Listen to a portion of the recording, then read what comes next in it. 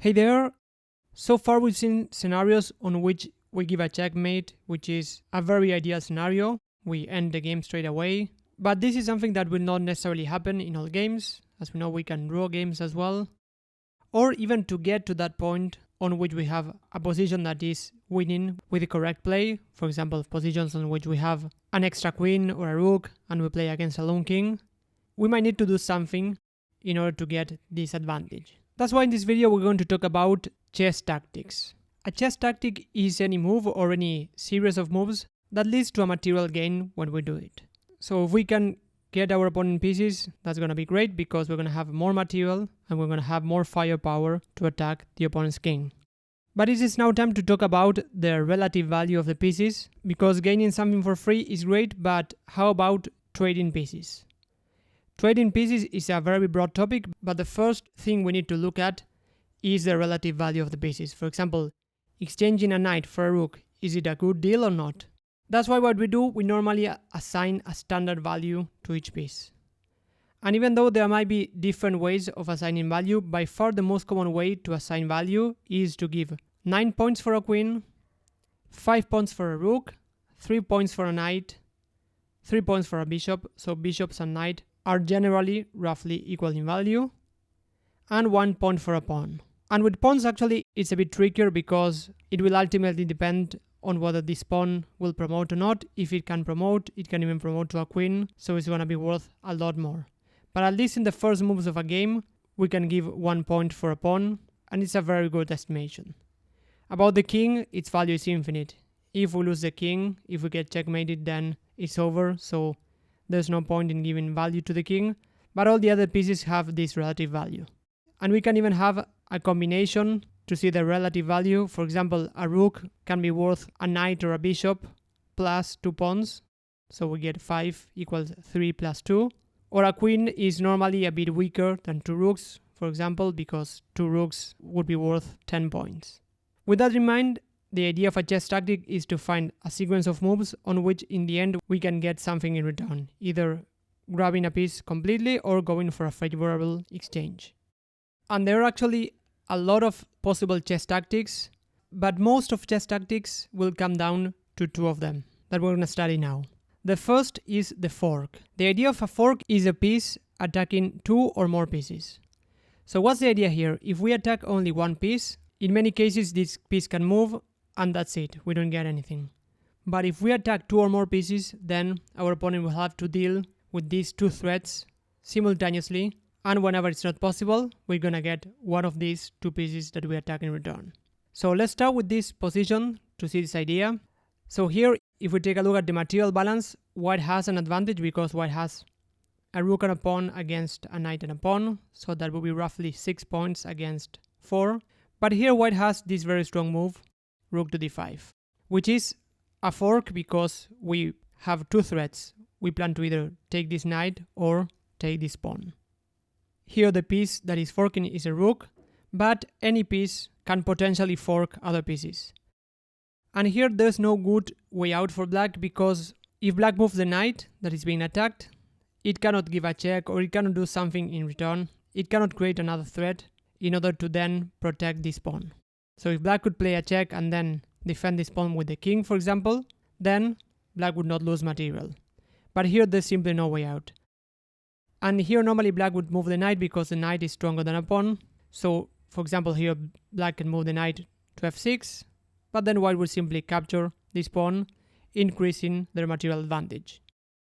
Now remember that here we have 2 threats because we are planning to capture this knight. This is a threat. If this knight was protected by a pawn, for example if we place a pawn here on g6, this pawn would defend the knight. So taking this knight wouldn't be a threat because a rook is normally stronger than a knight. But in this case this knight is undefended, that's why this fork is working. And actually forks normally they work very well against undefended pieces. Let's now evaluate this position on which we have many pieces on the board. Here white seems to have a material advantage, white seems to have an extra pawn. We have 2 knights against a bishop and a knight that are normally roughly equal. But here black found this idea of sacrificing material in order to get even more in return later. Here black played the brilliant queen takes g3, we capture a pawn, but we give the queen for a pawn. Normally this is not a good trade because we give 9 pawns for one, but after white captures the queen, then we get this very strong move, knight takes e4. We capture another pawn, and we give a check, and we also attack the queen. So here we have a knight fork. Knights are normally very good pieces to fork, and in this case we also even give a check. So this is even more forcing because white has to do something with the king. There's no way to capture the knight. That's why white has to move the king, and after the king moved, then black captured the queen. So thanks to this fork, in all this sequence of moves, black got a queen at 2 pawns for a queen, and in the end now it is black having a material advantage, having an extra pawn, and black managed to convert this advantage and won the game. And forks are really the basis of chess tactics. Broadly speaking, the idea is to create 2 threats, even though some of them might not be that direct. Here in this position, let's just imagine that I managed to place this queen here on h4. The queen cannot do that because the queen doesn't move like a knight, but in that case we would be trapping this bishop. So the bishop would not have good squares if we place a queen on h4. And with that in mind, here white play this idea, queen to f6, having 2 threats. One of them is to simply capture the knight. That's very direct. But the other idea is to go to h4. So white wants to capture either the bishop or knight. In the game, black played knight g to f5, but here white simply captured the knight. And remember that a pawn is weaker than a knight, so this is a great trade for white. And after knight takes, white has a significant material advantage and won the game. White has a piece, a minor piece as we say, a knight or a bishop are minor pieces, just for 1 pawn, so this is a great advantage. But the other idea was that if black moved the knight, then white would have played this very nice move, queen to h4. So this was the other threat that black was unable to deal with. So black didn't have any strong move like a checkmate or another capture to deal with this double threat. And after queen to h4, this bishop really doesn't have good squares. It can sacrifice itself for a pawn, but white will still get an advantage, but it cannot go to g5 because the queen will take it, or to f4 because the pawn will take it. So here white would win another piece. Black could still try playing knight to h5, but again here we would just simply capture the knight with the pawn because this is a good trade for white. And another very common tactic is called the pin, which is a situation on which a piece cannot move without exposing a piece of higher value. So let's imagine this situation on which white plays the move bishop to g5. White can play many other moves, but bishop to g5 is a possible move. And here we say that this knight is pinned because if this knight moved, then white would capture the queen. And in this case, black wouldn't get anything in return, black wouldn't get any compensation. So for example, black would not like to capture this pawn, which would seem like black getting an extra pawn because now this knight is supported. Although this knight is attacking the knight on e4, this knight is supported, but here black would get a pawn, but white would get even more because white would simply capture the queen. Although the king can capture the bishop, in all this sequence we see that white got a significant material advantage. So taking on e4 would be really bad because this knight is pinned. And by the way, here white is not necessarily planning to capture this knight because a bishop for a knight is a fairly equal trade, but white might have other ideas. For example, here if black played the move h5, which would also be really bad, here white could use this pin in order to force a material advantage after the move e5, because we want to trade a pawn for this knight, but not necessarily a bishop for this knight. So now we plan to capture with the pawn on the next move, and again if black moves the knight, then white would capture the queen. For example, the knight might come to g4, but then we would again capture the queen. But in this case, this pin is not necessarily winning material if black plays correctly.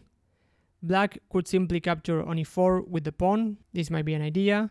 Or black could also play the move bishop to e7, and here we are breaking this pin because we're placing another piece in between. So now on the next move we might even plan to take on e4, because in that case we would exchange bishops, which would not necessarily be bad for black. Similar to the fork, whenever the king is involved in a pin, then it is normally more forcing, so it can be potentially quite dangerous. Let's evaluate this position. Here, white played the move queen takes b7, capturing a pawn for free, so here white is clearly having an advantage because additionally now this rook on a8, it's trapped, it cannot move anywhere, and white just plans to capture it, so white is going to get a decisive material advantage. But here it was relatively better to just leave the rook and try to castle, for example moving the bishop, and then white will simply just capture this rook. And we see, by the way, that now this knight is pinned, it cannot move because it would expose the king. So here we get what we call an absolute pin, because moving this knight is simply illegal, as opposed to the other position on which moving the knight would lose material. Here moving the knight would simply leave the king and defend it, so this would not be a legal move. But here black can break this pin by castling, and the game might continue, although white has an extra rook and a pawn, so white has a decisive advantage. But here black tried to defend that rook with the move queen to c6. So the idea is that capturing this rook would be really bad because black would capture the queen and get a favorable trade. But instead white used this idea of the pin and played the very strong move bishop to b5. So now we see that this pin cannot move or cannot capture the queen because this bishop is eyeing the king, so it will simply be illegal. So on the next move, white will simply capture the queen. If black captures the bishop, then this queen will capture the bishop because the bishop was protected by the queen. Therefore, in this position, white is also getting a decisive material advantage. That's why after the move bishop to b5, black resigned. And tactical ideas can be definitely combined, and additionally they can also be used to checkmate. So let's try to use this idea of a pin in order to get a checkmate position. Here in this position, so far we have roughly equal material. White has an extra pawn, but the position looks quite messy because white is planning to capture this rook in the corner that cannot move. This knight is defended by the bishop, so that's why black cannot capture the knight. But here black played the very strong move queen takes e4. We capture a pawn, but more importantly we give a check, a very annoying check. And in the game, white didn't want to play queen to e2. Here white only has two possible moves. White has to block the check because the king cannot move out of the checks. And one move is to play queen to e2. But here black would simply capture the queen and get a decisive material advantage because a queen is much stronger than a knight. Unless that knight is given a checkmate or doing something extraordinary, normally a knight is much weaker than a queen. That's why here white tried the other possible way to block that check and play the move bishop to e2. But here black used this idea of a pin and a checkmate and played this very nice move knight to f3, which gives a checkmate. So first of all, the king is being attacked by the knight. The king doesn't have any squares and the king cannot be captured because this bishop is pinned. If this bishop captured the knight, then black would be attacking the king. This pin might also happen with a pawn, so if this bishop was a pawn, we get the same situation because pawns capture diagonally. But in this position, the pawn would not be able to capture the knight because the pawn would be pinned as the bishop is in this position. This is a very nice version of a smothered checkmate. So another way to win besides giving checkmate is to try to force a material advantage by using chess tactics. These chess tactics can be used to win pieces without giving anything in return, or by getting favorable exchanges. That is, by exchanging a weaker piece for a stronger piece.